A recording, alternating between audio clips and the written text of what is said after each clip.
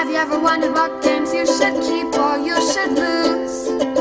Find out here at Purge Reviews. Tonga Bonga is an interesting little racing game. You're trying to race to get to these 4 islands.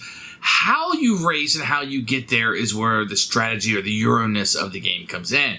You will roll dice and you will put them out on ships. And then additional dice will be rolled, but there's placement rules like they have to be higher or lower as they're placed out. And you're almost bidding for those services because you're going to get cash in order to do that. And most victory points is going to win the game.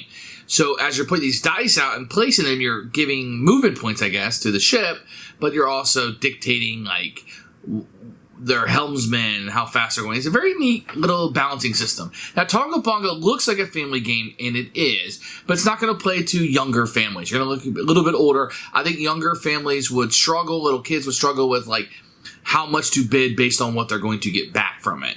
I think there's a little balancing issue there that might take a more advanced thought process than the littlest of kids will have. Although the game itself is simple enough to probably that little kids could play this, the strategies which can unbalance this game might play into their play. Otherwise, the game looks cute. It looks good. It has a traditional Euro look to it. And that's going to be appealing to some and maybe not others. The theme itself of just kind of racing through the waters, it's fine. I mean, it's been done to death. And maybe this is one of the earlier ones. And this is a pretty solid game.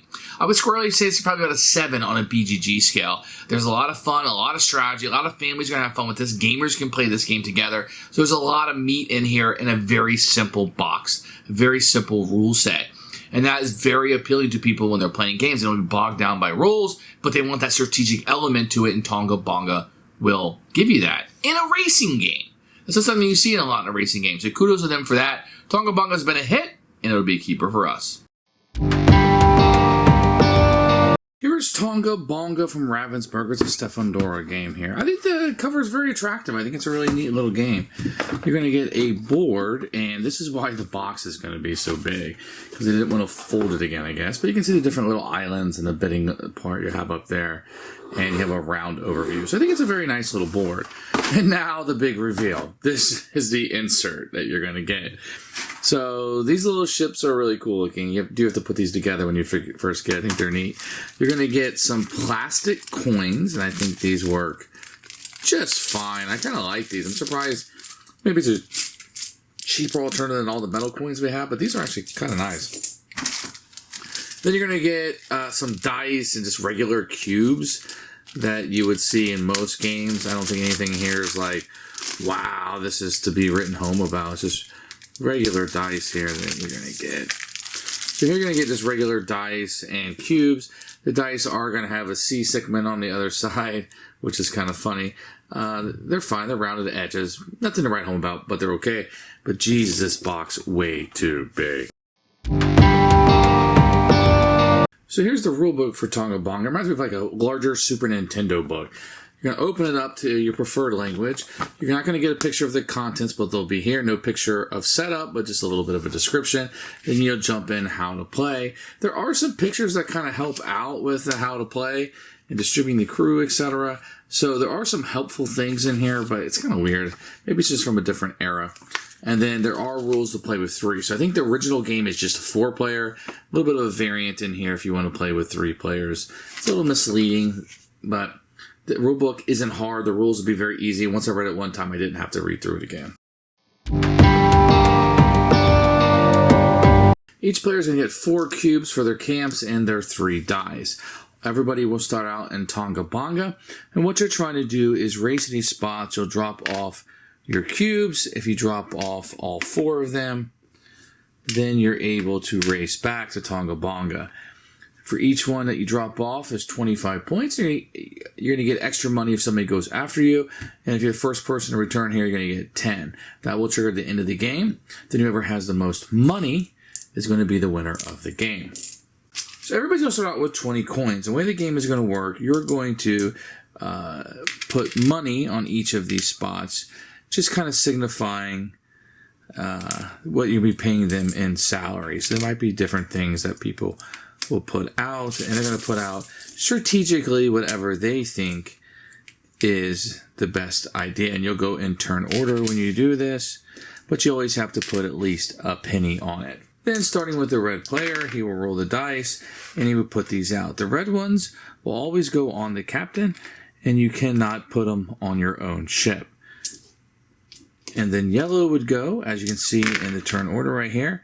So what he's going to do is if he meets or equals it, he'll become the captain. If it's lower, he'll go on the one below. Oh, sorry, he can't go there because it's yellow. So maybe he'll go up here to the captain and put this here. Or I could have put this on the captain and bump that one down. And then orange would go the same way. Now if you have this, you don't put it out. So this one you might put like here because he gets a pretty good shot of him being the captain there and getting the most money. And maybe he'll go there also. And because I got the seasick guy on the orange, he would not go out at all. And then white would be the next one to go. So he got a seasick guy also that's going to go out. Well, he might go ahead and take the captain here. That's going to be the most money. It's 10 coins he might be able to get from that. And then a 5. Let's say he wants to be the captain of this one. He'll shift this one down, right? That's 6 coins. So he probably wouldn't do that, right? Maybe he'll shift this one down because somebody was dumb enough to put a 25 on that one. So that's kind of how that'll work. Once that is over, the red player will go first. He'll add up the pips. He'll have... Can't go diagonal, so he'll just go 1, 2, 3. Maybe he didn't put enough coins out there. Now this one, the yellow one's going to go 15 points. 1, 2. You can go through somebody, but it costs 3 movements. So he'll just go around 4, 5, 6, 7, 8, 9, 10, 11, 12, 13, 14, 15.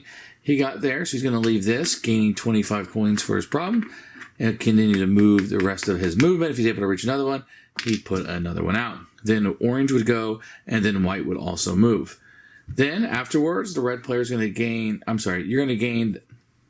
After that, you're going to gain coins for each place your dice. However, for the ship boy, you're not going to get any money whatsoever. You'll gain these coins. When you get back to Tonga Bonga, whoever has the most money will be the winner of the game. And that's a quick overview of how you play Tonga Bonga. Who should buy this game? If you're looking for a unique kind of racing game. I do like the little... I don't want to say if it's bidding or placing of the dice. I think that's all very, very neat. It can be a family game or up to gamers, but I wouldn't play it with the younger family members. I would say probably 10 plus. If your kid can start understanding the strategies of placing those dice and the money values and the values attached to them, I think they will be able to play this fine. The game itself, like just the mechanics of it, are very simple to pick up and play. I would probably steer clear of non-gamers unless they're kind of used to these more complex things that will be going on in this game. Tonga Bonga has been a win for us, and one I would recommend you to at least try out.